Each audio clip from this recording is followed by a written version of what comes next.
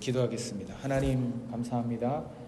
우리를 예배의 자리로 불러주시고 주님의 은혜로 우리를 감동하시고 주님의 사랑으로 우리를 감싸주시어서 우리가 하나님의 자녀로서 이 땅을 살아가기에 부족함이 없도록 우리를 인도하여 주신 은혜 감사합니다. 하나님, 우리 먼저 사랑교회 모든 지체들 가슴마다 마음마다 머리마다 주님의 성령이 임하시어서 뜨거운 마음으로 하나님을 섬기고 사랑하는 귀하고 복된 역사가 나타나게 하여 주시옵소서. 귀한 예물을 가지고 온 지체들이 있습니다. 하나님, 삶에 피곤하고 곤궁함을 무릅쓰고 주님 앞에 예물을 준비하여 드렸습니다. 이 예물이 쓰이는 곳에 하나님 영광 받으시옵소서. 이 시간 우리 자녀들을 위하여서 기도합니다. 우리 자녀들이 주님의 말씀 안에서 건강하게 자랄 수 있도록 하나님, 우리가 모두 이 자녀들을 위하여서 기도할 수 있도록 인도하여 주시옵소서. 하나님, 우리 각 가정이 주님 안에서 날마다 승리하는 믿음의 가정 되게 하시고 악한 마귀 틈타지 못하도록 주님의 성령이 지키시고 인도하여 주시옵소서. 하나님의 은혜가 늘 충만하게 하여 주시옵소서. 귀한 말씀을 선포합니다. 주님이 말씀하여 주시옵소서. 예수님의 이름으로 감사하며 기도합니다. 아멘. 반갑습니다. 우리가 지난주에 함께 재민영님 2번 조금만 줄여주세요. 소리를. 지난주에 우리가 함께 나눈 말씀 다 기억하시나요? 씨를 뿌리는 비유. 이렇게 막 농부가 씨를 막 뿌리잖아요. 근데 그 씨 뿌리는 비유 다음에 나오는 말씀이 오늘 본문의 말씀입니다. 그래서 이 말씀을 함께 우리가 나누기를 원합니다. 지난주 씨 뿌리는 비유를 통해서 우리가 4가지 유형의 마음밭을 살펴보았죠. 첫 번째가 무엇입니까? 길가, 밭 옆에 있는 길가에 떨어진 씨앗. 그 땅이 너무 딱딱해서 이 씨앗이 들어가지 못하고 싹을 틔우지 못했기 때문에 새들이 와서 그 씨앗을 먹어버린다는 예수님의 말씀이 있었습니다. 그것이, 이 씨앗은 하나님의 말씀이죠. 생명이 있는 하나님의 말씀이고 그 말씀이 우리 마음밭에 떨어졌는데 이 마음이 딱딱해서 말씀을 받아들이지 않으면 누가 가져간다는 거예요? 그것을 마귀가 와서 가져가 버린다는 거예요. 그러면 그 사람은 믿음으로 이 말씀을 화합할 수 없기 때문에 구원을 받을 수 없다라고 예수님 말씀하고 있습니다. 두 번째는 바위 위에 떨어진 씨앗이죠. 바위.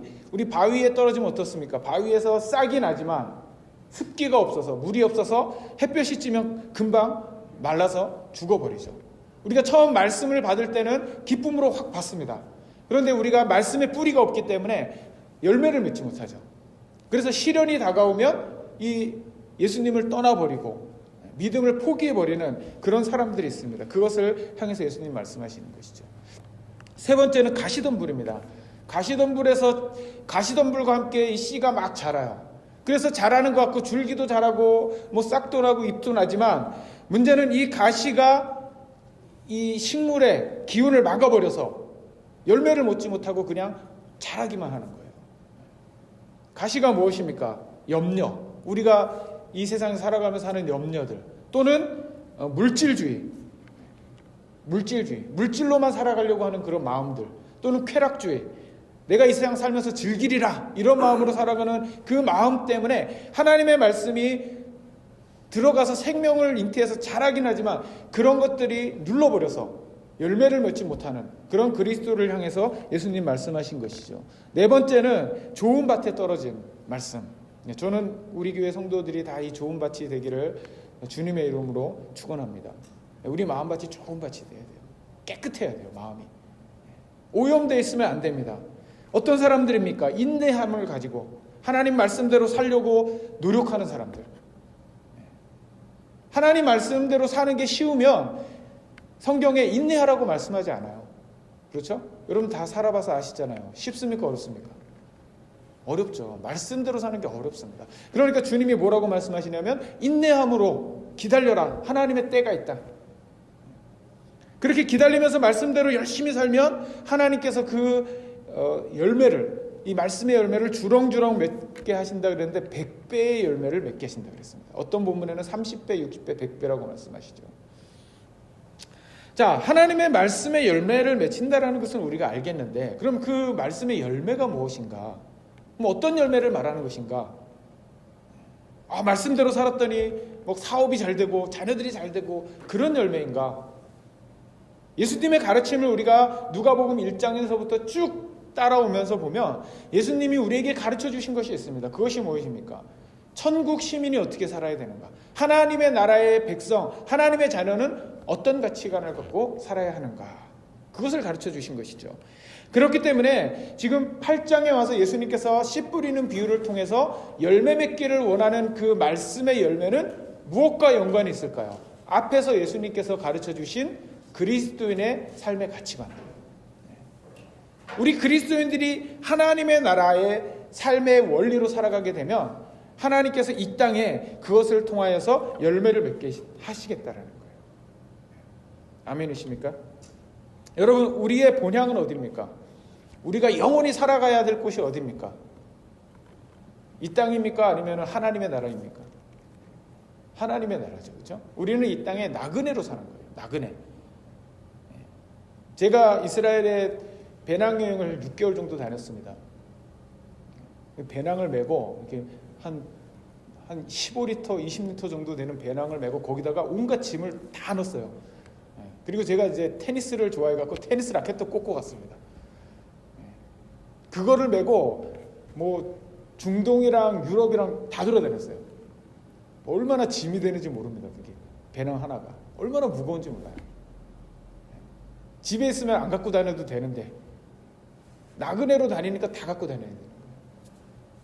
나중에 하나씩 다 버립니다. 무거워갖고. 나그네의 삶은 그런 거와 같은 것이죠. 그래서 하나님께서는 이 땅에 살아가는 우리 그리스도인들, 예수님의 제자들에게 무엇을 요구하냐면 하나님의 나라의 백성같이 살아가라는 거예요. 천국 가면 하나님 나라 백성 되는 게 아니고 하나님 나라 백성이기 때문에 우리가 죽으면 천국 가는 거예요. 그런데 천국 가는데 우리가 이 땅의 백성처럼 살아가면, 세상의 사람들처럼 살아가면 어색하겠죠. 그렇죠? 자, 천국 백성, 하나님의 자녀는 어떻게 사는 것입니까? 사랑으로 사는 것이죠. 사랑. 원수를 사랑하라. 이웃을 사랑하라. 세상은 내가 사랑하고 싶은 사람만 사랑해요. 세상은 내가 마음에 드는 사람만 사랑해요. 그러나 하나님 뭐라고 말씀하십니까? 원수를 사랑하라. 원수가 나에게 해코지한 사람일 수도 있지만 소외된 사람들, 내가 사랑하지 않아도 될 것 같은 사람들, 그런 사람들까지도 주님은 사랑해 주라고 말씀하고 있는 것입니다. 우리가 그렇게 사랑의 삶을 살았을 때에, 하나님의 말씀을 따라서 이런 사랑의 삶을 살았을 때에 그 열매가 우리 삶 가운데 맺히게 된다는 것이죠. 이것이 첫 번째 말씀의 열매입니다. 두 번째 말씀의 열매는 무엇입니까? 지난주에도 말씀드렸던 것과 같이 성령의 9가지 열매. 우리가 하나님 말씀대로 살면 보상이 있습니다. 어떤 보상이 있습니까? 우리 가운데 이 사랑이 넘치게 돼요. 기쁨이 넘치게 돼요. 평강이 넘치게 돼요. 오래 참게 돼요. 또 뭐가 있습니까? 자비하게 됩니다. 선한 것을 추구하게 돼요. 우리 마음이 따뜻해져요. 온유함을 갖게 됩니다. 우리 아들 이름을 은유로 지었는데 따뜻한 사람이 되라, 좀 온유한 사람이 되라, 그런 마음을 갖고 지었습니다. 은혜롭고 부드러운 사람이 되라. 근데 아직은 그렇게 못 살고 있는 것 같아요. 막 누나랑 막 사탕 하나 갖고 막 목숨 걸고 싸우고 막 그러는데, 이 온유한 마음, 우리가 성령이 임하시면, 하나님 말씀대로 살면 우리 가운데 온유한 마음이 생길 줄은 믿습니다. 모든 걸 다 녹여버릴 수 있는, 절제하는 마음, 충성하는 마음, 하나님께 충성하고자 하는 마음, 이것이 우리 삶 가운데 나타난다라는 거예요. 하나님의 말씀은 성령의 검이라고 에베소서에 말씀하고 있죠. 이 말씀이 사탄의 공격을 깨트려 버리는 거예요. 검과 같이 우리에게 찾아오는 모든 더러운 것들, 불안한 것들, 염려, 이것을 하나님의 말씀이 우리 가운데 들어왔을 때 그걸 깨트려 버리는 거예요. 이런 열매가 우리 가운데 나타나야 될 줄로 믿습니다. 자, 그러면 우리가 드는 의문이 하나 있죠. 하나님, 이렇게 살면 이 험난한 세상 살기가 너무 힘듭니다. 세상을 나가보세요. 사람들 마치 사자같이 우리를 덤비고 우리를 어떻게 해서든지 꺾어 누르려고 그러고 어떻게 해서든지 우리를 부서뜨리려고 하고 우리를 망하게 하려고 하는 게 이 세상인데, 우리가 지금 정신 바짝 차리고 이 이리와 늑대 사이에서 싸워서 이겨도 부족할 판에, 아니 온순한 양같이 살라니요, 희생하면서 살라니요, 사랑하면서 살라니요, 이게 말이 안 되지 않습니까? 하고 우리가 이런 염려를 가질 수가 있어요. 하나님 말씀대로 살면 실패할 것 같은 그런 염려가 우리 가운데 찾아올 때가 있습니다. 그렇지 않습니까, 여러분? 네. 나한테 누가 해코지할 때 같이 해코지 해야지 안 지는 것이지, 해코지 하는데 거기다가 머리를 숙이고 미안하다 그리고 져주고 그러면 우리가 인생 잘못 사는 것 같잖아요. 이런 염려가 생길 수 있어요. 하나님, 우리가 어떻게 말씀의 열매를 맺을 수가 있습니까? 우리는 할 수 없습니다. 그런 염려와 의문을 우리가 가질 수가 있습니다. 제가 지난 수요일 날 그 다니엘의 고백을 제가 이렇게 묵상으로 다 보내드렸는데, 다니엘이 어떤 사람입니까? 원래 유대 나라의 귀족이에요. 귀족. 굉장히 높은 집안에 살던 사람입니다. 근데 이 나라가 망해버리니까 포로로 이 바벨로니아라는 아주 먼 동네로 끌려갔어요. 이 포로로 끌려갔는데 그 당시 이 바벨론이 각 지역에서 끌어온 포로 중에 똑똑하고 유능한 사람들을 훈련시켜서 자기 나라의 일꾼으로 사용했습니다. 그러려면 어떻게 해야 됩니까? 자기 나라의 관습과 그런 법을 잘 따라야 되잖아요. 근데 다니엘이 그 나라의 법을 잘 지켰지만 신앙에 관련된 법은 안 지켰어요. 신앙에 관련된 것은 그 남왕국 유다에 있을 때 자신이 믿었던 야훼 하나님을 온전히 믿었다라는 거예요. 다리오 왕 시대에 다리오라는 왕이 이제 정권을 잡았는데 3명의 총리를 세웠습니다. 그 중에 한 명이 이 다니엘이었어요.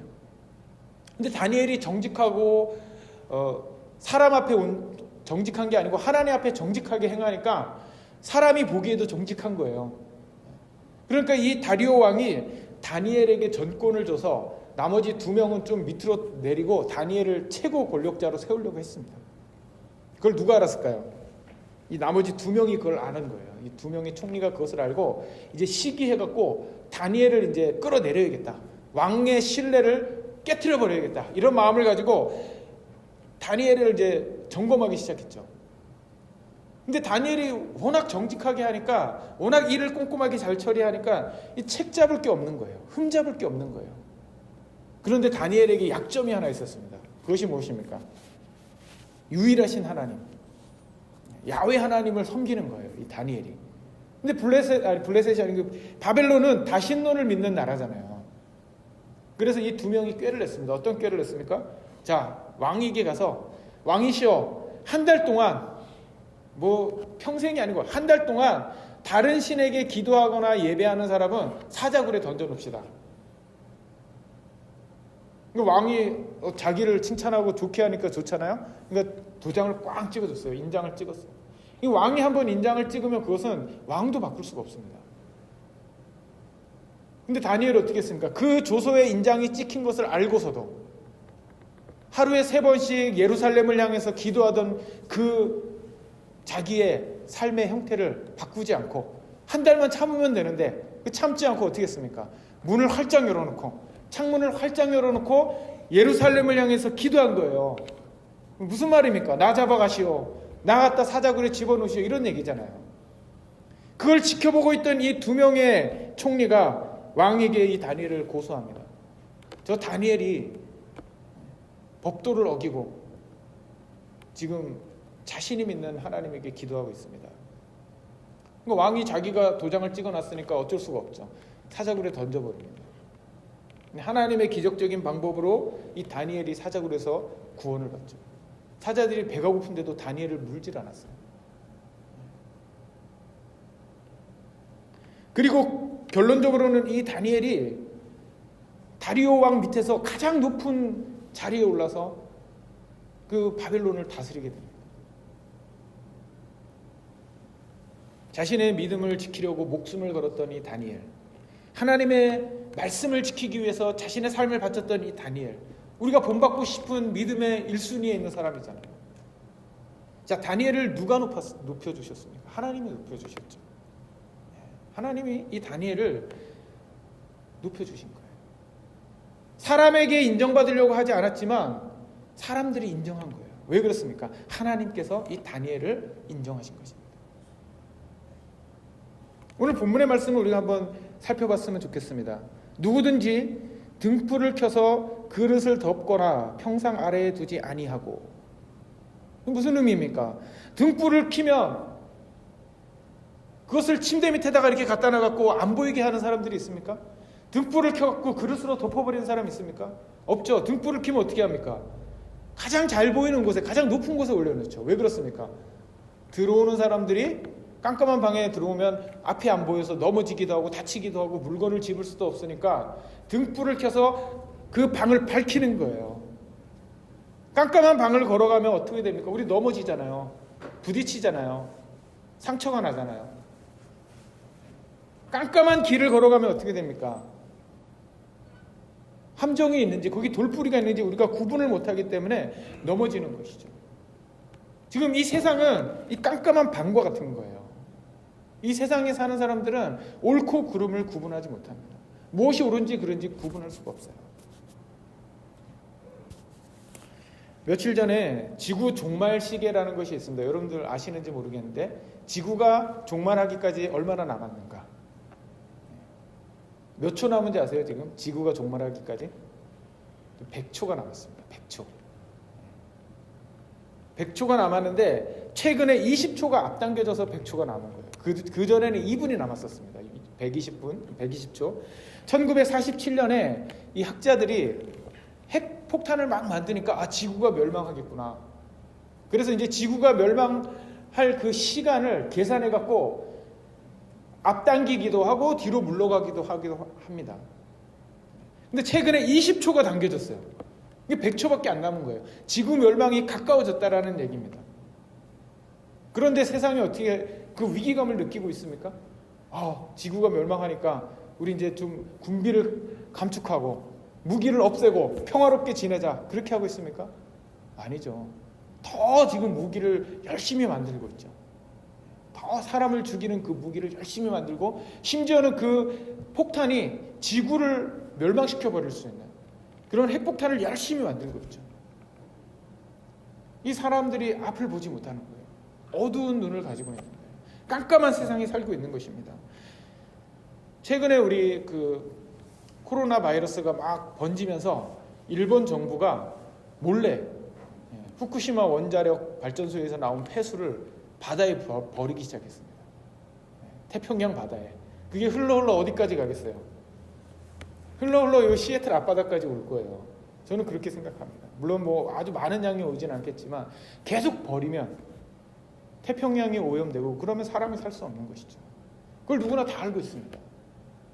누구나 그걸 다 알고 있어요. 방사능에 오염되면 그 반감기가 엄청나게 길기 때문에 감당할 수가 없는 것이죠. 환경단체가 앞장서서 막 반대하지만 역부족입니다. 왜 그렇습니까? 우리 인간의 마음속에 있는 기본적인 악이, 욕심이 해결되지 않으면 이거를 우리가 해결할 방법이 없는 거예요. 이 세상은 어둡습니다, 여러분.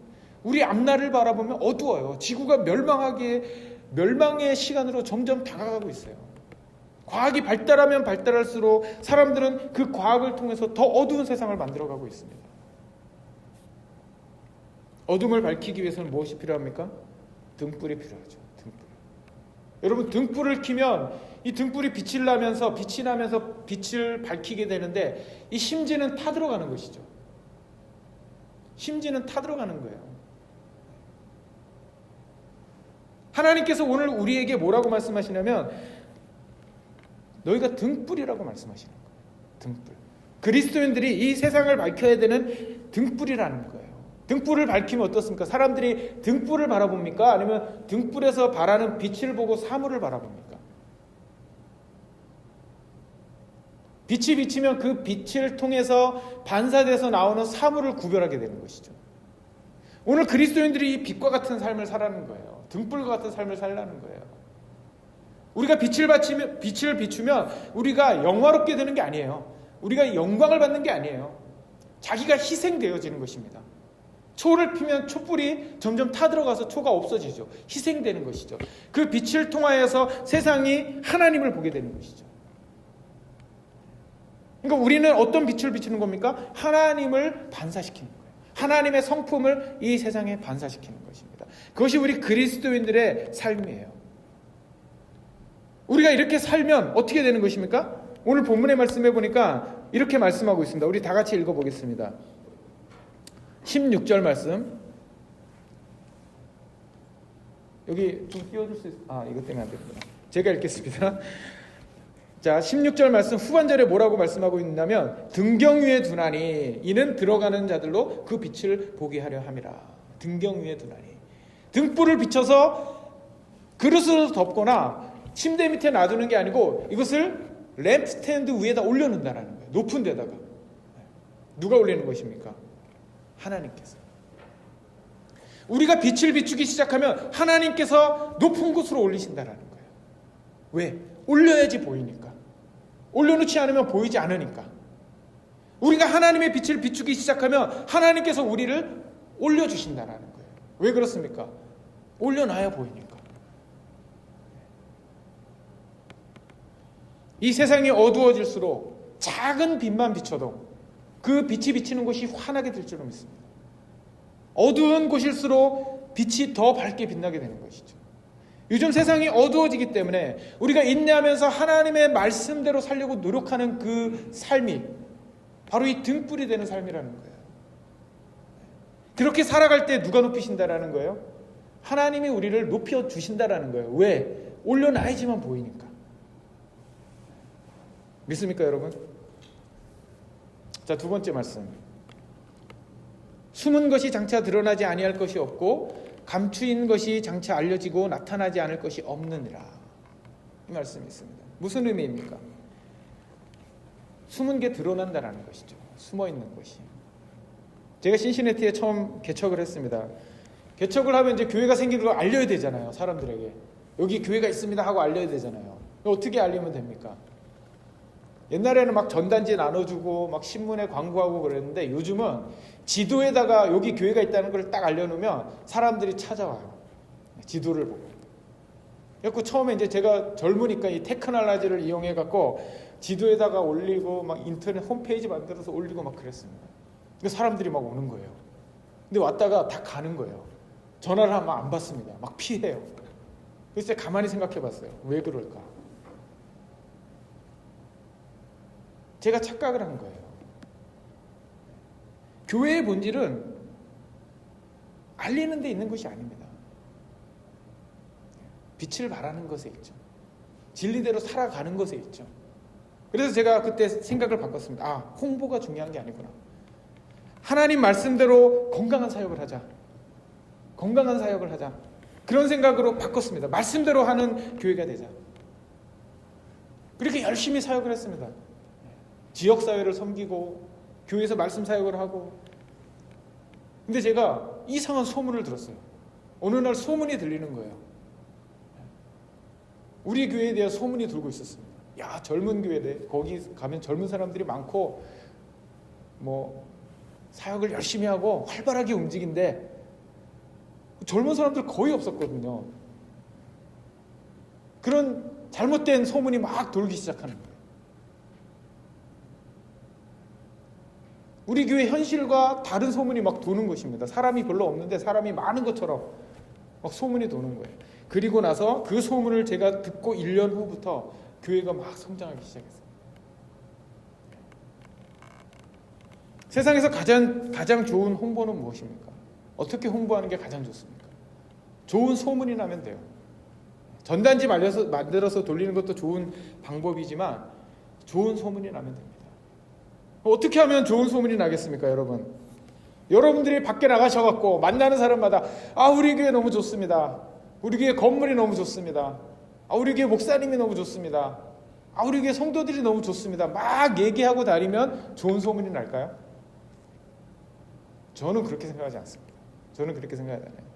어떻게 하면 우리 교회가 좋은 소문이 나냐면 우리가 하나님 말씀대로 살면 돼요. 우리 한 사람 한 사람이 삶의 자리에서 하나님 말씀대로 살려고 예배하고 섬기고 봉사하고 나누고 사랑하면 사람들이 우리의 삶을 보게 됩니다.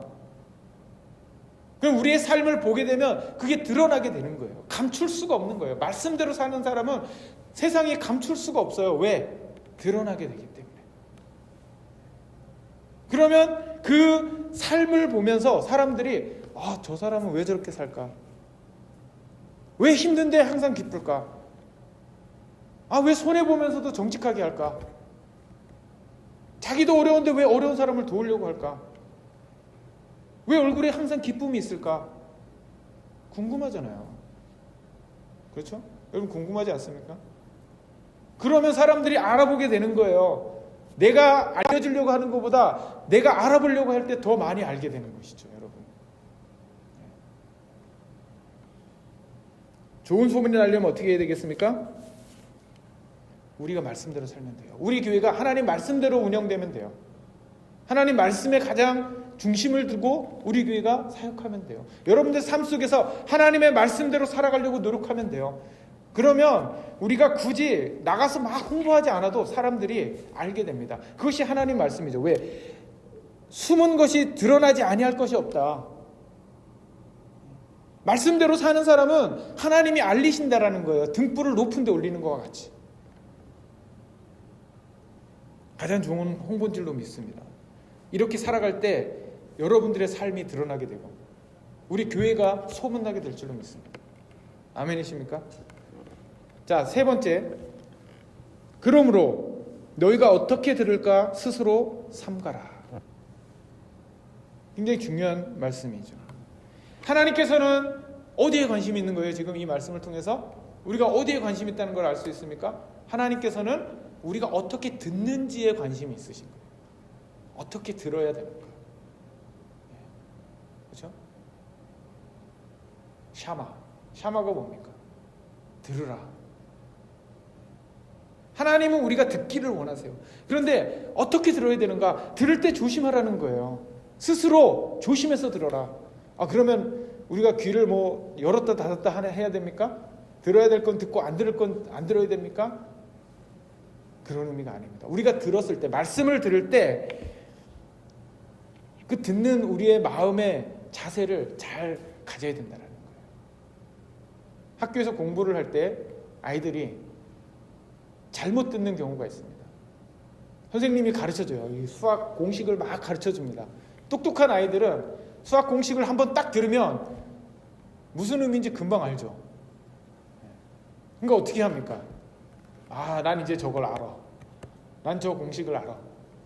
그리고 그 다음부터는 이제 알았으니까 무슨 의미인지 알잖아요. 그러니까 그 다음부터 연습을 안 하는 거예요.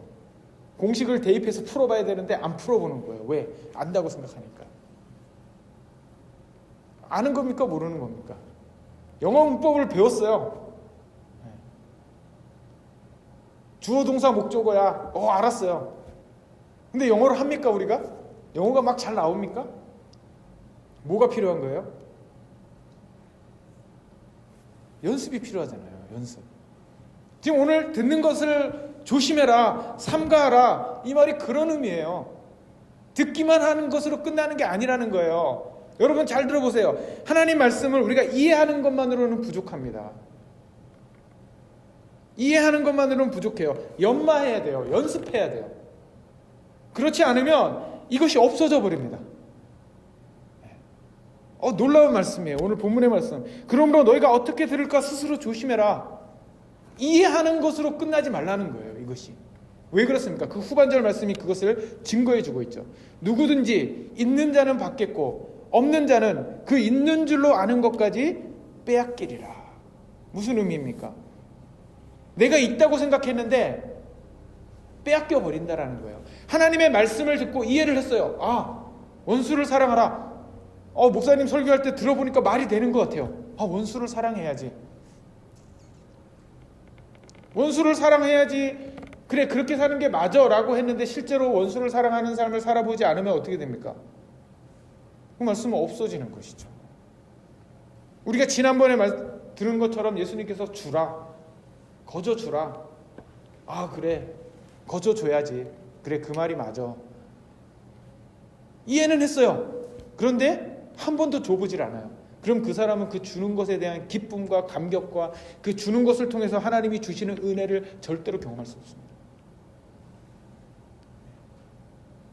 원수를 사랑했을 때 찾아오는 평강과 기쁨을 절대로 경험해 볼 수 없어요. 충성하라고 했는데 충성해보지 않으면 충성이 주는 그 하나님의 은혜와 기쁨을 절대로 경험할 수 없습니다. 연습해봐야 돼요. 실제로 행동해봐야 돼요. 그래야지 이것이 내 것이 되는 것입니다. 더 풍성해지는 것입니다. 그래서 누구든지 있는 자는, 여기서 있는 자라는 것은 말씀을 들은 자를 얘기하는 것이죠. 말씀을 들은 자는 뭐라고 말씀하고 있습니까? 받겠고, 없는 자는 그 있는 줄로 아는 것까지도 빼앗기리라. 있는 줄로 아는 것은 뭡니까? 말씀을 듣고 이해만 한 거예요, 그냥. 그러니까 내가 하나님의 말씀을 갖고 있다고 생각해요. 그런데 실제로는 마귀가 빼앗아가 버린 것이죠. 행동해보지 않았기 때문에, 그렇게 살아보지 않았기 때문에. 들은 말씀을 머릿속에서만 간직하는 것이 아니라 우리 몸이 그 말씀을 간직하고 있어요. 몸이 실제로 살아봐야 된다는 거예요. 하나님 기도하시면 응답하신다는 걸 우리 다 알잖아요, 그렇죠? 여러분 믿습니까? 기도하면 하나님 응답하세요. 옛날에 영국의 대주교가 기도를 했대요. 하나님 앞에 그냥 매일 날마다 와서 기도를 했대요. 하나님 하고 불렀는데 갑자기 하나님이 위에서 그래 내가 여기 있다. 뭘 원하냐. 그러니까 이 사람은 거기서 심장마비 걸려서 죽어버렸대요. 하나님이 정말 기도를 듣고 계셨군요. 그러면서 하나님 우리 기도를 들으십니다. 그걸 알잖아요. 근데 기도하지 않으면 무슨 유익이 있습니까? 우리에게? 어떻게 우리가 그 기도의 열매를 맺을 수가 있습니까? 여러분 전도하는 것이 이 세상에서 가장 큰 상급을 얻는 거예요. 하나님 나라의 가장 큰 상급입니다. 영혼을 사랑하는 것. 근데 전도를 해보지 않으면 그게 얼마나 기쁘고 즐거운 것인지, 얼마나 큰 은혜가 있는지 모르잖아요.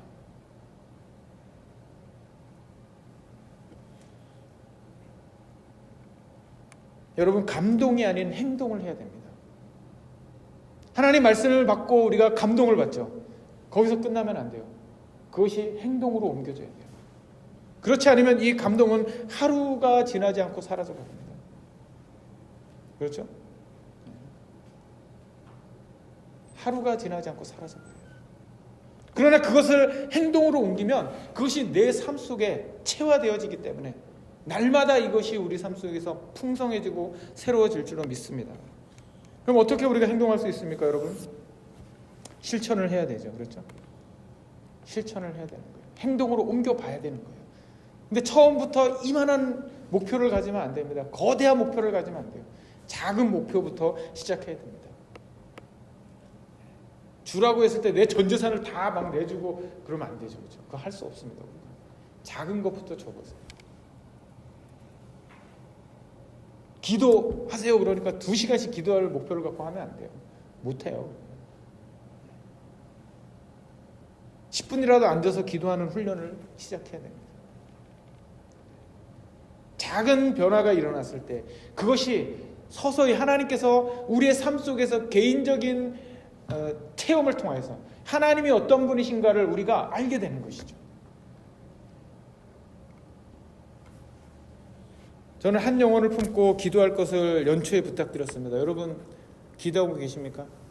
전도 대상자가 없으면 전도 대상자를 만나게 해달라고, 발견하게 해달라고 제가 부탁드렸는데 기도해 보셨습니까?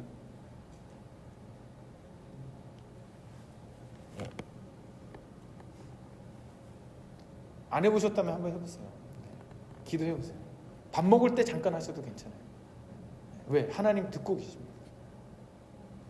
내가 정말 저 영혼이 너무 불쌍해서 하나님 저 사람이 예수님 믿었으면 좋겠습니다. 하나님 저 사람도 예수님 알아야 합니다. 저 사람도 십자가를 알아야 됩니다. 그 십자가의 사랑을 깨달아야 됩니다. 그런 마음을 가지고 여러분 찾아보세요. 주변에 십자가의 복음이 없어서 여전히 우울하고 여전히 불면증에 시달리고 여전히 삶의 가치관을 잃어버리고 그냥 이 세상의 가치관에 따라서 돈을 따라가는 사람, 명예를 따라가는 사람, 자기 욕심을 따라가는 사람 얼마나 많은지 모릅니다. 안타깝잖아요. 그 사람들에게 예수님의 생명을 전해줘야죠. 그리스도의 복음을 전해줘야죠. 그래서 전도의 시작은 사랑에서부터 시작되는 거예요. 사랑. 그래서 우리 교회 이름이 뭡니까? 여러분 먼저 사랑교회. 의미가 있는 것이에요. 여러분. 주께서 우리를 먼저 사랑하신 것처럼 우리도 사랑하라고 주님께서 요한일서 4장 19절에 말씀해 주셨어요. 우리가 먼저 사랑할 때 이 사랑이 그 사람의 마음을 녹이고 교만함을 녹이고 세상의 가치관에 찌들어 있는 것을 태워버릴 줄로 믿습니다. 여러분 기도해 보세요. 이것을 놓고 기도해 보세요. 하나님, 제가 영혼을 사랑하는 마음을 갖게 해주십시오. 이미 전도 대상자가 있으시면 그 영혼을 붙잡고 눈물로 기도해 보세요. 하나님, 저 사람이 예수님을 만났으면 좋겠습니다. 주님의 십자가의 은혜에 감동했으면 좋겠습니다. 그냥 교회에 나와서 앉아있는 게 아니고 정말 주님의 십자가에 감동해갖고 그 은혜로 살아가는, 주님의 사랑에 감격해서 살아가는 그런 삶 살게 해주십시오 하고 기도해 보세요. 하나님 반드시 그 열매를 맺게 하세요. 왜? 하나님 그 사람을 사랑하시기 때문에. 우리를 통하여서 그 열매가 맺게 하신다라는 거예요. 그러나 기도하지 않으면 제가 예언합니다. 올 연말에 기도하시지 않으신 분은 한 영혼이 돌아왔을 때 아무 감동이 없어요. 그러나 기도한 사람은 내가 전도해서 안 왔다 할지라도 한 명이 주님 앞에 돌아와서 앉아서 여기서 눈물로 예배하는 것을 보면 그것이 나의 기쁨이 될 줄 믿습니다. 아멘이십니까? 하나님 말씀이 열매를 맺습니다. 우리가 하나님 말씀대로 살려고 노력하고 발버둥치고 실천할 때에 하나님께서 그 사람을 등불로 삼으시는 거예요. 그래서 높이시는 거예요. 사람들이 보게끔 하시는 거예요. 세상을 밝히게끔 하시는 거예요. 그것이 오늘 본문의 말씀이에요. 무엇입니까? 등불을 켜서 누구든지 그것을 그릇으로 덮거나 침대 밑에 두지 않는다. 등경 위에 올려놓는다. 왜? 사람들이 볼 수 있도록. 여러분 하나님 말씀을 지적인 동의로 끝내지 마십시오. 내 삶의 동의로 그것을 연장시켜 나가야 돼요. 이어내야 됩니다. 내 삶으로 그것을 살아내야 돼요. 그렇지 않으면 우리가 안다고 생각했던 그 하나님의 말씀까지 빼앗겨 버리는 것입니다. 근데 우리가 하나님 말씀을 살아낼 때, 하나님의 말씀 원리대로 살아낼 때 하나님께서는 우리의 삶을 책임져 주실 것을 믿습니다. 성령께서 오늘 여러분들 가운데 이 마음 부어주시기를 원합니다. 하나님 말씀대로 살고자 하는 그 열정을 부어주시기를 원합니다.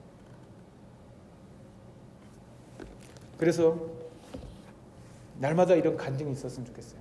내가 말씀대로 살아봤더니 하나님께서 나를 이렇게 인도하셨다. 내가 말씀대로 기도했더니 하나님이 이렇게 응답해 주셨다. 내가 말씀대로 전도했더니 하나님이 그 사람을 여기 앉혀놓으셨다. 그런 간증이 있었으면 좋겠어요. 우리 교회. 아멘이십니까? 함께 우리 찬양합시다.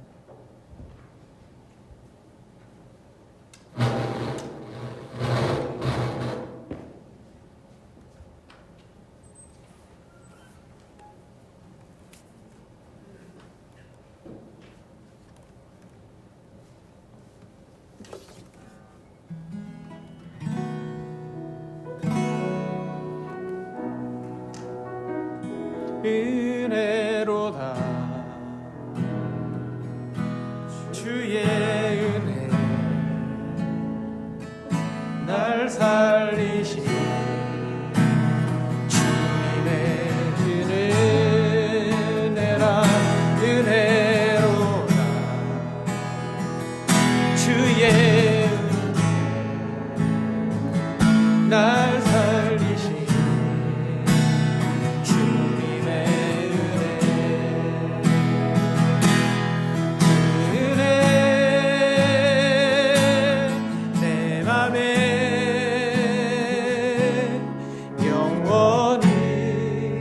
나를 붙들고 해 은혜 평생에 영원히 나를 일으키시네 큰 죄에서 날